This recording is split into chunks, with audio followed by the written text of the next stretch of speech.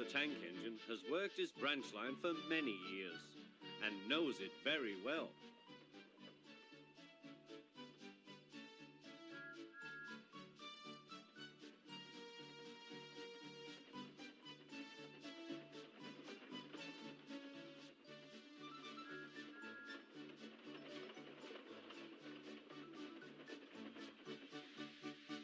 You know just where to stop, Thomas, laughed his driver. You could almost manage it without me. Thomas had become conceited. He didn't realize his driver was joking. Later, he boasted to the others. Driver says I don't need him now. Don't be so daft, snorted Percy. I'd never go without my driver, said Toby earnestly. I'd be frightened. Huh, boasted Thomas. I'm not scared. You'd never dare. I would then. You'll see. The next morning, the firelighter came. Thomas drowsed comfortably as the warmth spread through his boiler. Percy and Toby were still asleep. Thomas suddenly remembered. Silly stick in the muds, he chuckled. I'll show them. Driver said I could manage without him. I'll just go out. Then I'll stop and wheesh. That'll make them jump. Thomas thought he was being clever.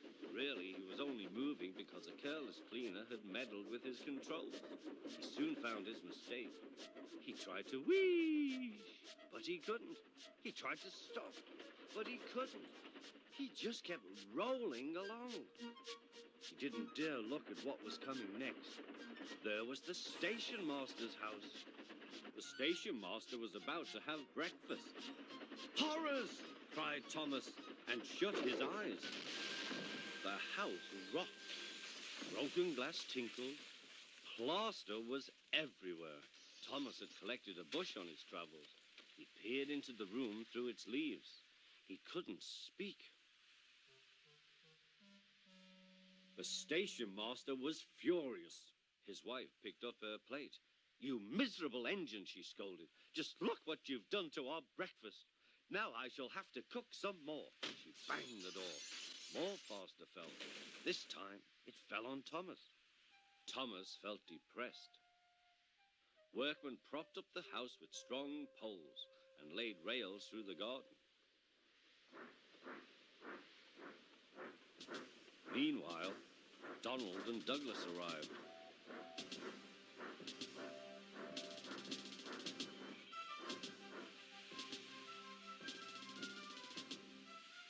Don't fash yourself, Thomas. We'll soon have you back on the rails, they laughed.